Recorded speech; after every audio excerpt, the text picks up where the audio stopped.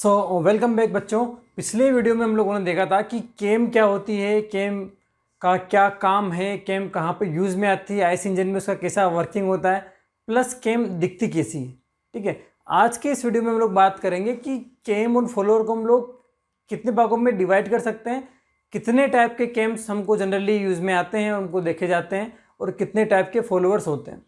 तो सबसे पहले बात करते हैं हम लोग केम की, कि क्लासिफिकेशन ऑफ केम। तो केम क्या है? बेसिकली केम एक रोटेटिंग एलिमेंट है जो क्या करता है, फॉलोअर को क्या करता है, मोशन प्रोवाइड करता है। अब फॉलोअर को कौन सा मोशन प्रोवाइड करता है? फॉलोअर को या तो रेसिप्रोकेटिंग मोशन देगा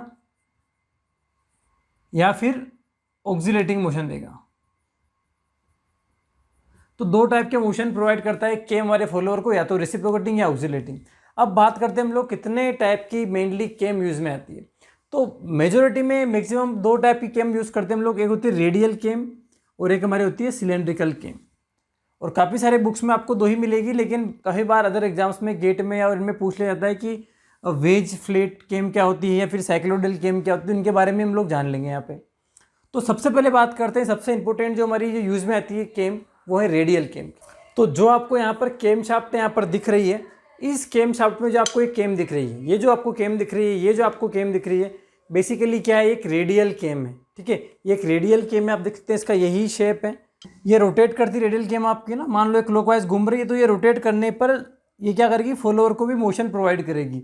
तो एक होती है रेडियल केम, दूसरी होती है हमारे सिलेंड्रिकल केम।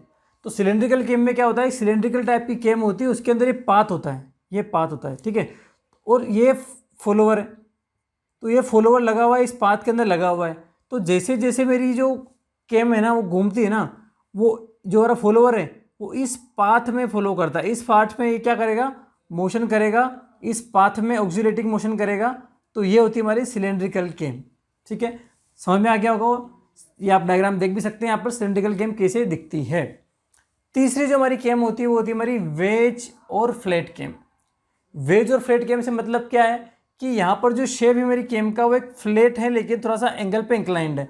तो जैसे जैसे मेरा केम रोटेट करेगा, घूमेगा, ट्रांसवर्स मोशन करेगा, ट्रांसलेटिंग मोशन करेगा, तो मेरा जो फॉलोअर है वो क्या करेगा, लीनियर मोशन, रेसिप्रोकेटिंग मोशन करेगा।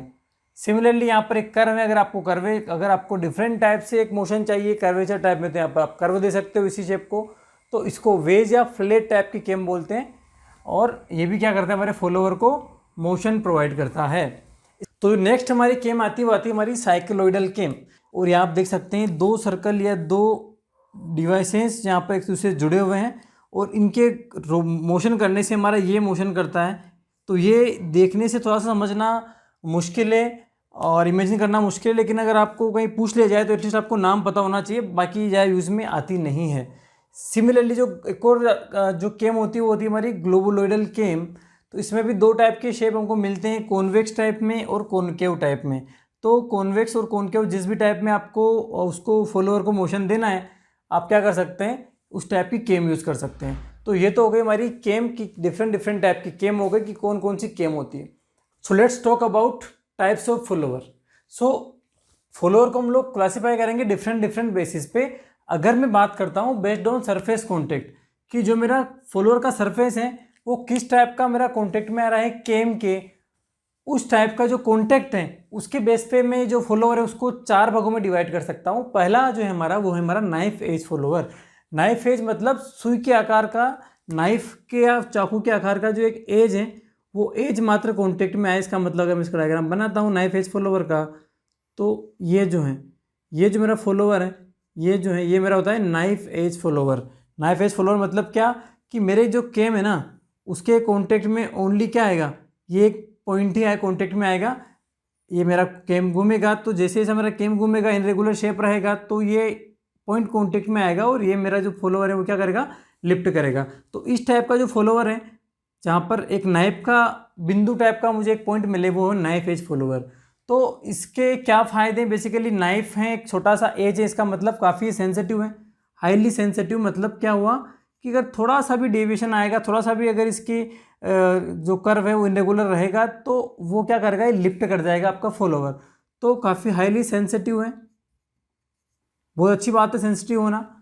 दूसरी दिक्कत क्या है इसमें, लेकिन प्रॉब्लम क्या है इसमें, क्योंकि एक ही पॉइंट लगातार इसके कॉन्टेक्ट में आएगा तो काफ़ी जल्दी एक्सेसिव वियर, बहुत जल्दी क्या हो जाएगा, ये वियर आउट हो जाएगा, वियर हो जाएगा। अगर वियर हो गया मतलब अगर आपका पॉइंट घिस गया तो अगली बार क्या होगा, जितना उसको लिफ्ट करना था फॉलोअर को उतना लिफ्ट वो करेगा ही नहीं, क्योंकि वो तो आपका क्या हो चुका है, यहाँ पे घिस चुका है। तो एक वियर की इसमें प्रॉब्लम रहती है। उसके अलावा और क्या प्रॉब्लम है इसके अंदर, इसमें क्या है कि चूंकि जब ये रोटेट करेगी तो एक पॉइंट कॉन्टेक्ट में आएगा और वो पॉइंट इसको धक्का देगा, है ना। बेसिकली मान लो ये लाइन ऑफ एक्शन है मेरे इस फोर्स की, तो ये इसको धक्का देगा तो क्या होगा, साइड थ्रस्ट इसमें लगता है मेरा। तो साइड थ्रस्ट एग्जिस्ट, साइडों में क्या होता है, तो इस टाइप के नाइफ में इसमें क्या होता है, जैसे ही मान लो मेरा ये कोई घूमेगी तो ये पॉइंट कॉन्टेक्ट में आएगा तो ये साइड फोर्स इसमें लग रहा है। उसके बाद जो मेरा फॉलोवर आता है दूसरा फॉलोवर, वो होता है हमारा फ्लैट फेस्ड फॉलोवर। इसका मतलब क्या है, यहाँ पर हमारा क्या रहेगा, जो पूरा सरफेस रहेगा फॉलोवर का वो क्या रहेगा, फ्लैट रहेगा, ठीक है, फ्लैट रहेगा। इसलिए हमने इसको क्या बोला, फ्लैट फेस्ड फॉलोवर। इसको कई बार हम लोग मशरूम फॉलोवर ही बोलते हैं। क्या बोलते हैं, मशरूम टाइप का फॉलोवर। तो मशरूम टाइप का फॉलोवर ही फ्लैट फेस्ड फ्लोवर होता है। और इसमें देखो क्योंकि ये पूरी सरफेस इसकी स्मूथ है, स्मूथ सरफेस है, स्मूथ सरफेस है इसकी, तो साइड जो थ्रस्ट फोर्स आपको आ रहा था वो नहीं आएगा। तो जो साइड थ्रस्ट फोर्स यहाँ पर आता था आपको वो यहाँ पर नहीं आपको मिलेगा। तो नो साइड थ्रस्ट फोर्स ओकर इन फ्लैट फेस्ड फॉलोवर। अब जो तीसरा टाइप का हमारा फॉलोवर आता है वो होता है हमारा स्फेरिकल फॉलोवर। स्फेरिकल फॉलोवर में कुछ नहीं है, जो हम बात वही कर रहे हैं कि जो कॉन्टेक्ट है ना, ये जो है, ये जो इसका शेप है ये क्या है, स्फेरिकल शेप है स्मिथ का। जब कॉन्टेक्ट में आएगा तो ये स्फेरिकल टाइप का ही कॉन्टेक्ट में आएगा। अब स्फेरिकल है तो यहाँ पर फ्रिक्शन कम हो जाएगा, वेरी लेस फ्रिक्शन। यहाँ पर फ्रिक्शन ज़्यादा होगा कि फ्लैट है ना, तो हाई फ्रिक्शन। फ्रिक्शन जो होगा केम और फॉलोअर के बीच में वो ज़्यादा होगा क्योंकि ये फ्लैट सरफेस थी, यहाँ पर स्फेरिकल है तो वेरी लेस फ्रिक्शन बोल सकता हूँ मैं, वेरी लेस फ्रिक्शन है। और लेस वियर, वियर भी कम होगा क्योंकि एक गोलाकार आकृति है ना, एक आर्क बना हुआ है, एक पॉइंट नहीं है, तो लेस वियर होगा। और इसको हम जनरली यूज़ करते हैं ऑटोमोबाइल में, यूज्ड इन ऑटोमोबाइल। तो स्फेरिकल फॉलोअर काफ़ी ज़्यादा हम यूज़ करते हैं ऑटोमोबाइल्स के अंदर। उसके बाद जो फोर्थ टाइप का आता है जो काफ़ी इंपॉर्टेंट फॉलोअर है वो होता है हमारा रोलर फॉलोअर। मतलब हम लोग क्या करते हैं, रोलर फॉलोअर मतलब जो फॉलोअर है उसमें एक रोलर लगा होता है, ये इसके सेंटर के अबाउट क्या कर सकता है, ये रोटेट कर सकता है। और इसके साथ में हम क्या करते हैं, केम लगा देते हैं। तो केम घूमेगी तो रोलर भी घूमेगा और मेरा फॉलोअर भी मोशन करेगा। गाइड सब में, ये गाइड वे सब में रहेगा जो इसको इधर उधर जाने से रोकेगा, और ये ओनली रेसिप्रोकेटिंग मोशन करवाएगा। तो ये 4 टाइप्स के हमने हमारे फॉलोअर होते हैं। बेस्ड ऑन बात कर रहा हूँ, बेस्ड ऑन क्या है, सरफेस कॉन्टेक्ट की। जब सरफेस मेरी कॉन्टेक्ट में आएगी फॉलोअर की केम के, तो किस किस टाइप की सरफेस मेरी हो सकती है। तो एक नाइफ एज टाइप की सरफेस हो सकती है, एक मेरा फ्लैट फेस्ड हो सकती है, एक मेरा स्फेरिकल टाइप हो सकता है, और एक मेरा रोलर टाइप का हो सकता है। जो सेकंड बेसिस पे हम लोग इसको डिवाइड कर सकते हैं, क्लासिफाइड कर सकते हैं, वो है on the basis of motion of the follower, कि मोशन कैसा है फॉलोअर का, क्या उसका रेसिप्रोकेटिंग है, क्या उसका ऑक्सिलेटिंग है, क्या उसका ट्रांसलेटिंग है। तो बेसिकली 3 टाइप से हम लोग उसके मोशन को डिवाइड कर सकते हैं कि फॉलोअर का क्या मोशन रहेगा। तो रेसिप्रोकेटिंग फॉलोअर जो होते हैं हमारे, उसमें क्या रहता है कि सपोज आपका ये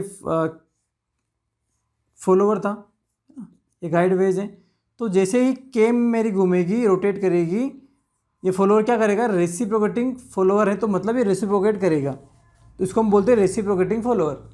ऑक्सिलेटिंग फॉलोअर में क्या होगा कि जैसे ही मेरी केम यहाँ घूमती है तो यहाँ पर मेरा फॉलोअर लगा हुआ होगा ऐसा कुछ, ठीक है। तो ये घूमने पर क्या करेगा, ये मेरा फॉलोअर क्या करेगा, ऑक्सिलेट करेगा। एक फिक्स सेंटर होगा यहाँ पर, किसी फिक्स पॉइंट के अबाउट क्या करेगा, है ऑक्सिलेट करेगा। तो ये मेरा हो गया ऑक्सिलेटिंग फॉलोअर। तो थर्ड वाला मेरा यहाँ पर क्या है, ट्रांसलेटिंग मोशन। तो ये क्या करेगा, ट्रांसलेट करेगा इस केम के ऊपर। तो ये हो गया मेरे basis of motion of the follower, किस टाइप का मोशन कर सकता है। पहला हमारा क्या, रेसिप्रोकेटिंग कर सकता है, दूसरा ऑक्सिलेट कर सकता है, तीसरा क्या कर सकता है, ट्रांसलेशन मोशन कर सकता है। तो अगर मैं तीसरा क्लासिफिकेशन देखूं तो वो आता है हमारा based on path of motion of follower, कि मोशन जो है फॉलोअर का उसका पाथ क्या है। एक होता है हमारा रेडियल फॉलोअर, एक होता है offset follower. Now let's talk about radial follower. तो देखिए अगर मान लो कोई आपकी केम है और केम का जो सेंटर ऑफ रोटेशन है, एक्सिस है, वो ये है, और अगर इसी एक्सिस पर मेरा फॉलोअर का और जो मेरा केम का जो एक्सिस है वो अगर एक कोइंसाइड करता है तो उस टाइप का जो हमारा जो अरेंजमेंट है उसको हम लोग बोलते हैं रेडियल फॉलोअर। अब अगर रेडियल फॉलोअर का इस टाइप का अरेंजमेंट है यहाँ पर एक्सिस कोइंसाइड कर रहा है तो उसमें लेस लेंथ ऑफ स्ट्रोक, ठीक है, क्योंकि लेस लेंथ ऑफ स्ट्रोक मतलब स्ट्रोक की लेंथ कम आपको मिलती है, लेस स्प्रिंग कंप्रेशन, क्योंकि हम जानते हैं यहाँ पर स्प्रिंग रहती है और ऊपर आप जब इसको फॉलोअर आपको ऊपर जाता है तो वो स्प्रिंग को दबाता है और यहाँ से आपका इनलेट वाल्व खुल जाता है, ओपन जो भी हो जाता है, क्लोज हो जाता है, जो भी आपको करना है। उसके बाद high wear and high side thrust, इसके अंदर वियर भी ज़्यादा होता है और साइड लोडिंग भी ज़्यादा लगती है। तो इन सबको दूर करने के लिए हम लोग क्या करते हैं, ऑफसेट फॉलोअर भी यूज़ करते हैं। ऑफकोर्स दोस्तों ऑफसेट फॉलोअर में क्या होगा, जो सेंटर होगा इस केम का जो एक्सिस होगा वो अलग होगा आपके फॉलोअर के एक्सिस से, वो कुछ ऑफसेट होगा। कितना ऑफसेट होगा, अगर मान लो ये आपका सेंटर है केम शाफ्ट का, केम का, और ये आपका है आपका इसका जो है एक्सिस ये फॉलोअर का है, तो जो डिस्टेंस है इसकी, इस डिस्टेंस को हम बोलते हैं ऑफसेट डिस्टेंस।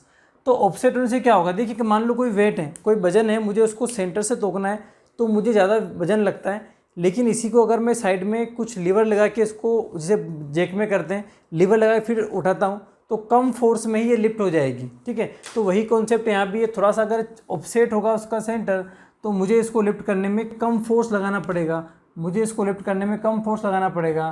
तो to increase length of stroke, offset करने से क्या होता है, लेंथ ऑफ जो स्ट्रोक है वो बढ़ जाती है, वियर जो हो रहा था वो भी कम हो जाता है और साइड थ्रस्ट लोडिंग लग रही थी वो भी कम हो जाती है। तो कई बार हम लोग क्या करते हैं, इनके एक्सिस को ऑफसेट कर देते हैं। तो ये थे हमारे followers types of came. I hope आपको आइडिया लग गया होगा कि कितने टाइप के केम हो सकते हैं, कितने टाइप के फॉलोअर हो सकते हैं डिफरेंट बेसिस पे। नेक्स्ट लेक्चर में हम लोग बात करेंगे केम की प्रोफाइल की, केम की ज्योमेट्री की, कि केम की प्रोफाइल कैसी होती है और उसमें किस टर्म को हम लोग क्या बोलते हैं। So don't forget to join in our next video. अगर आपने अभी तक सब्सक्राइब नहीं किया है तो सब्सक्राइब कर लीजिए और दोस्तों के साथ शेयर करिए अगर आपको वीडियो पसंद आ रहे हैं तो। Thank you so much.